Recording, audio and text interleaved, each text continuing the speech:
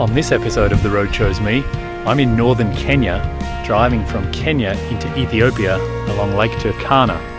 And as you can see, there is absolutely nothing out here.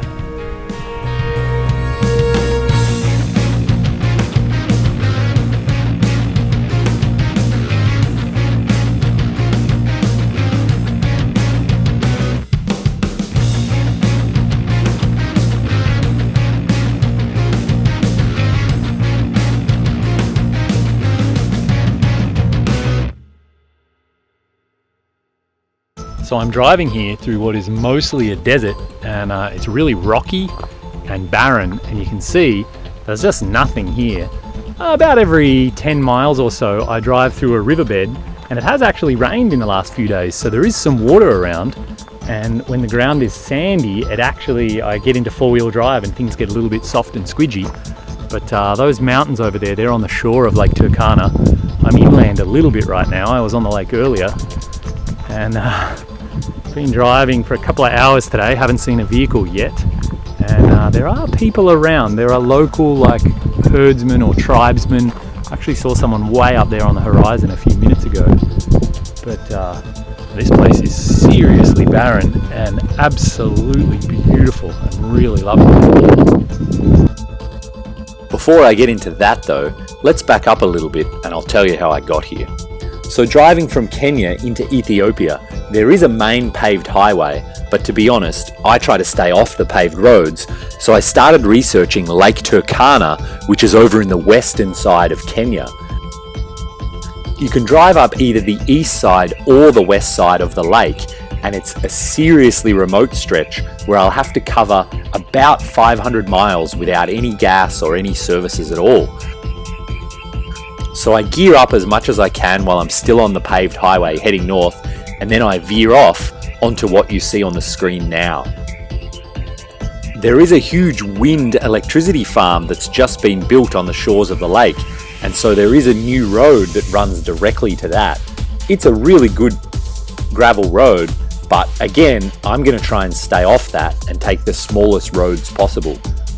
Here you see one of the only villages I pass through along the way, and again, everybody's really friendly and they seem happy enough to have me there. You can see I'm following a motorbike through the little village. I stopped to ask directions because I couldn't figure out how to get across the enormous riverbed that's right next to town. At the right time of year, this is a raging torrent of water, though when I cross, it's perfectly dry.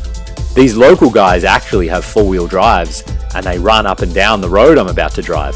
So they tell me all about it and they're super stoked to take me out and show me how to get across the dry riverbed.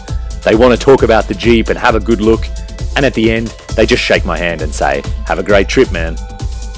In the late afternoon, I just pull off the track and find a stunning place to camp right at the foot of these enormous mountains. I stop to pick up this hitchhiking lady, and although we don't share any language at all, it's pretty obvious where she wants to go, and so after 20 minutes, I drop her off and she's extremely happy for the lift. As I get closer to the lake and all of the wind turbines, the road picks up in size and obviously gets a lot more traffic. The wind turbines are simply beautiful, and my jaw nearly hits the floor when I crest a hill and see just how enormous and beautiful Lake Turkana really is. I drop steeply down to basically lake level and then continue north within a few hundred yards of the lake. It's really beautiful out here, and every now and again I come across tiny little huts where people are scratching out a living in this amazingly barren landscape. I read once that Turkana has the highest concentration of crocodiles of any water in the world, yet I see plenty of men standing up to their waist casting fishing nets directly into the lake. I don't know how that works out for them. After a full day of moving through this barren landscape, I drive into Leongalani, the only town of any size on this side of the lake. This is a literal oasis because there's spring water here, and so a community has sprung up. You can see all the palm trees and green grass in stark contrast to what I've been driving through. I find a great camp right in the middle of town and then wander around with a local kid taking photos and learning about the whole area. The people who live out here are seriously tough. I have no idea how they do it. In the morning I get moving out of town, and soon enough I see nobody and nothing far onto the horizon. I drive for hours and hours and hours without passing a single other vehicle. This is where things start to get really remote, and I start to realize just how all alone I am out here. At times the road drops down to pass through huge dry riverbeds, which I can only imagine during the rainy season. It is actually storming on the horizon and it drizzles a couple of times, so there are some mud puddles around that make things a bit interesting. Nothing to get stuck in, but certainly worth concentrating. The temperature has soared well over 100 degrees, and so I seek out the biggest shady tree I can find to have lunch. It's nice to just sit still and listen to the absolute silence out here.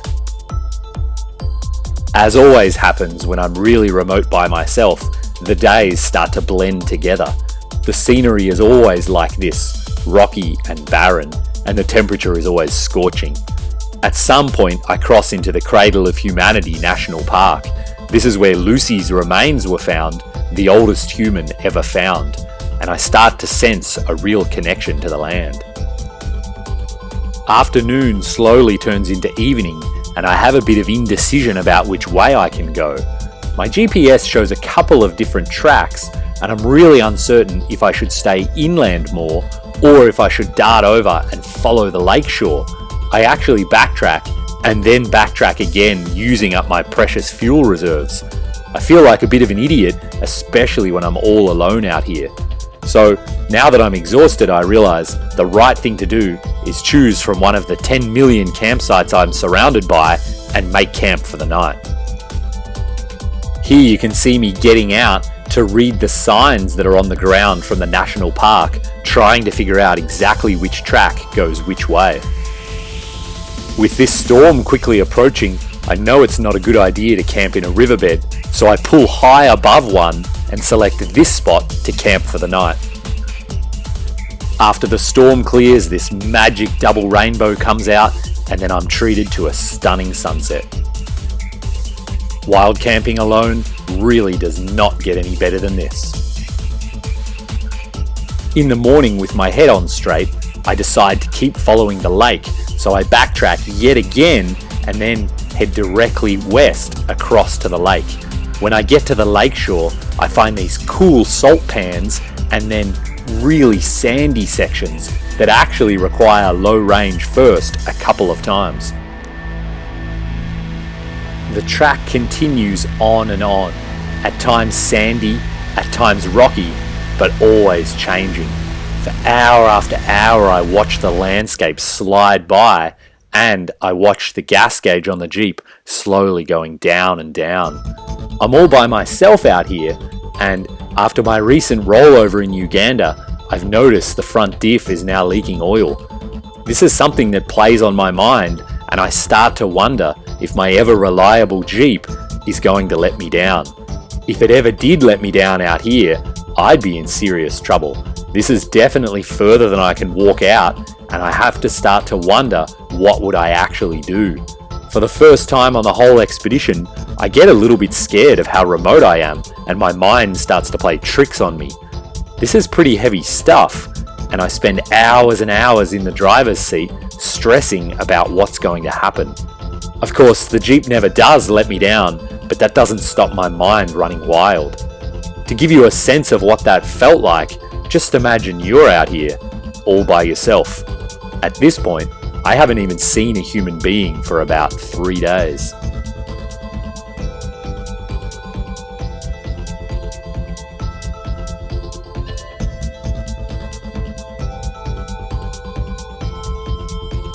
A couple of these rocky sections even require low range to climb. Of course, that does nothing for my gas mileage and only makes me even more worried that I might run out of gas. So I continue on and on, catching the occasional glimpse of the lake. I camp on the shore, and then the next day I just continue. Slowly but surely, I start to see signs of civilization and then start to catch glimpses of a few kids who ventured far from their village. Slowly but surely, I am getting there, and I'm getting closer to the dotted line on the ground that means I've crossed into Ethiopia.